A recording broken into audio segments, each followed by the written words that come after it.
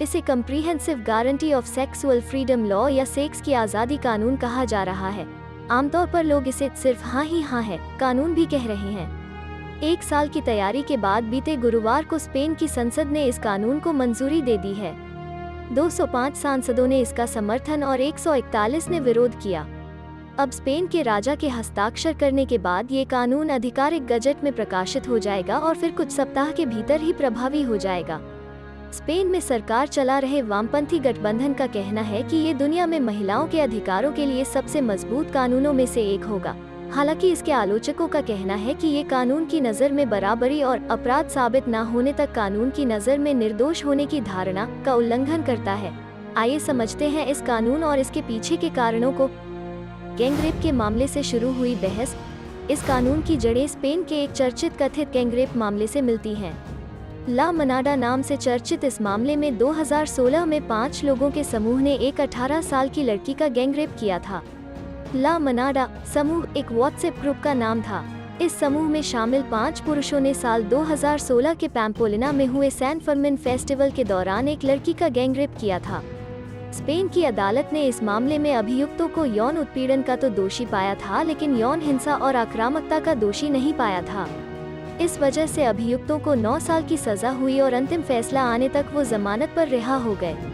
बाद में स्पेन के सुप्रीम कोर्ट ने सजा को 9 साल से बढ़ाकर 15 साल कर दिया था। इस मामले के बाद स्पेन में महिलाओं के खिलाफ यौन हिंसा को लेकर प्रदर्शन हुए थे। प्रदर्शनकारियों ने सख्त कानून बनाने और अपराधियों के लिए सख्त सजा का प्रावधान करने की मांग की थी। इन प्रदर्शनों के बाद स्पेन की सरकार ने नया कानून बनाने की प्रक्रिया शुरू की थी। इस नए कानून के तहत यौन हिंसा से जुड़े कानून में अहम बदलाव किए गए हैं और पीड़ित महिलाओं की बेहतर देखभाल का प्रावधान भी किया गया है। मंजूरी सिर्फ हाँ ही हाँ है इस कानून का सबसे अहम और सबसे विवादित हिस्सा है। इसका मतलब है हर बार सेक्स करने से पहले मंजूरी लेना। कानून में कहा गया है, सेक्स के लिए मंजूरी को तभी माना जाएगा जब स्वतंत्र रूप से इसे अभिव्यक्त किया गया हो, मामले की परिस्थितियों को देखते हुए व्यक्ति की मंजूरी स्पष्ट हो रही हो। इससे ये भी माना जाएगा कि यौन हमले का मतलब ये नहीं है कि बल का इस्तेमाल किया ही गया है या पीड़ित ने विरोध किया ही हो। उदाहरण के तौर पर शराब या अन्य पदार्थ के नशे के कारण भी पीड़ित हो सकता है विरोध न कर पाए हो। यौन उत्पीड़न और यौन हमले में भेद खत्म। ये नया कानून यौन उत्पीड़न और यौन हिंसा के बीच भेद को भी खत्म करता है। इसका मतलब ये है कि किसी की मंजूरी के बिना सेक्स को यौन हमला ही माना जाएगा और इसके तहत 1 से 4 साल तक की सजा होगी।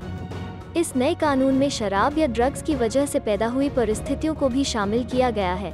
अब तक ड्रग्स देकर पीड़ित को बेहोश करने या उसकी इच्छा के विरुद्ध काम करने को उत्पीड़न माना जाता था।